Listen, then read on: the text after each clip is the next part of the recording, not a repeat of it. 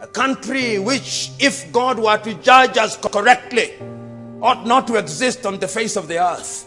It ought to have received the treatment of Sodom and Gomorrah. But the only beauty in Kenya is that God has found 50. That is the only reason why God still preserved this country. But his patience is running out. Our cup of iniquity is getting filled by the day, and we do not know it. How is it getting filled by the day? On a daily basis, we are becoming a country where greed is celebrated. We give men and women opportunity to serve, and they steal from us. We give men and women the opportunity to preside over our health services. They acquire expired drugs, and women die, and children die. We are accusing Adolf Hitler of Holocaust. That is Holocaust of another kind.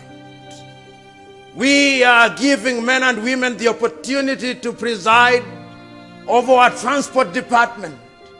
They take the money, compromise the quality of our roads, and men and women die on those roads. And then we say that that is not genocide.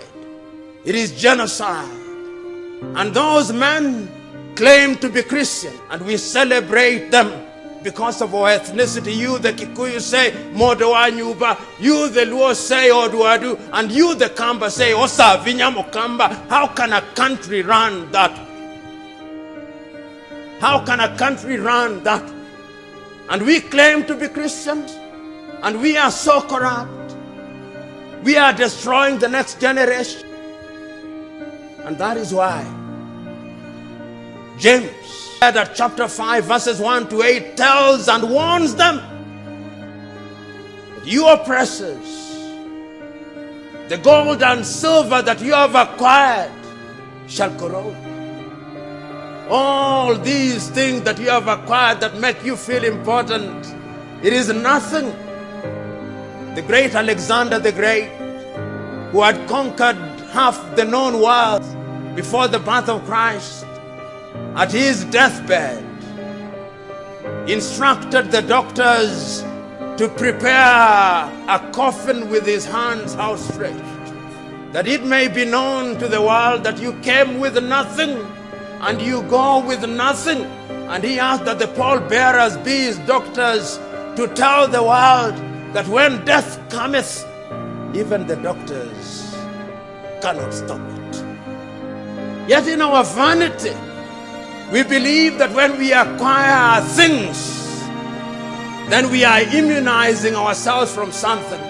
The last time I checked, greed is like drinking salty water. The more you drink, the more you want. But your thirst will never be sated. We have individuals in our communities, including ourselves, who engage in graft and corruption, either wittingly or unwittingly, but most of it is wittingly. And we celebrate these individuals. In Kenya today, when I look at the men and women in the opposition, when I look at men and women in government, and I remember that not so long ago I had the advantage of working in an organization that investigated them. I'm bound by the oath of secrecy, but I can generally say, I look at them and say, God save Kenya. God save Kenya. These are the individuals who will save Kenya. These are the individuals, the pharaohs who have acquired the garbs of Moses, cheating us that they are Moses and they are pharaohs in disguise. God save Kenya. The tragedy is that the Kenyans either do not know or do not care. But I suspect that they know, and they have simply chosen to do what was described by the prophet Isaiah. They have eyes, but they do not see. They have ears, but they do not hear. They have a form of Christianity, and Christianity has only become a fig leaf with which we hide our moral nakedness. We must interrogate our Christianity, because if it were true that being Christians immunize us from greed, then this country would be one of the countries with the least corruption in the world. It cannot be right that we are 80% Christian, we claim, and we are one of the most corrupt nations in Africa and on earth. This corruption that is alive and well in us, it is alive and well in us because we think that corruption and the things that we have acquired illegally are going to save us.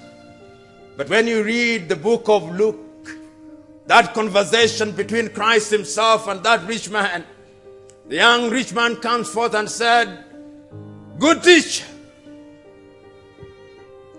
good teacher, what do I do to go to heaven?" Follow the commandment, Christ says in his divine soft voice. And he says, "I've followed all those commandments from my boyhood." But then Christ said, "But there is one that you have not done. Go out and sell your things. Once you have sold them, distribute them to the poor. Then you shall, having unburdened yourself, go to heaven."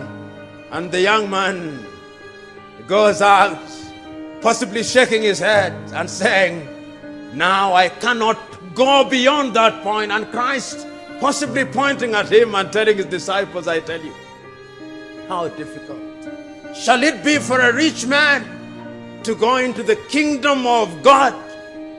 It would be easier for a camel to pass through the eye of the needle than for a rich man to get into heaven." Christ is not condemning wealth. Christ is simply condemning the worship of wealth. Because the same Bible says that you should have enough for your children's children up to the 4th generation. The last time I checked, an elephant only begets an elephant. How can it therefore be that a rabbit tells me that he'll beget an elephant? How can it be that hyenas are now telling me that they shall give forth lions? It cannot happen. It will not happen. And we believe it. We are co-authors of our own misfortune. The Bible is so clear that thou shalt reap what thou hast sown. It is incumbent upon us as Christians and patriots to point out the evils that bedevil our country, not with the arrogance that will inflame the anger of the leadership, but with the firmness that will open their eyes. We must do that consistently without fear of consequence. But there is another way also of doing it depending on the circumstances. And that way I call the way of Nathan. Nathan visits David and he tells David, "O king, in your kingdom there are two people, one very rich and the other one very poor with only 2 animals. And the one who is very rich takes the one from the poor one." And David says, "If there is such a one is my kingdom, then such a one should be punished." And he says, "O king, it is you. You have taken Uriah's wife and you have sent Uriah into the battlefield and he is dead there." There is a sense in which we must determine what is the right approach. Use the instruments of first resort when first resort is at hand. Choose the instruments of last resort when the last resort is at hand. But never, ever stop doing the right thing.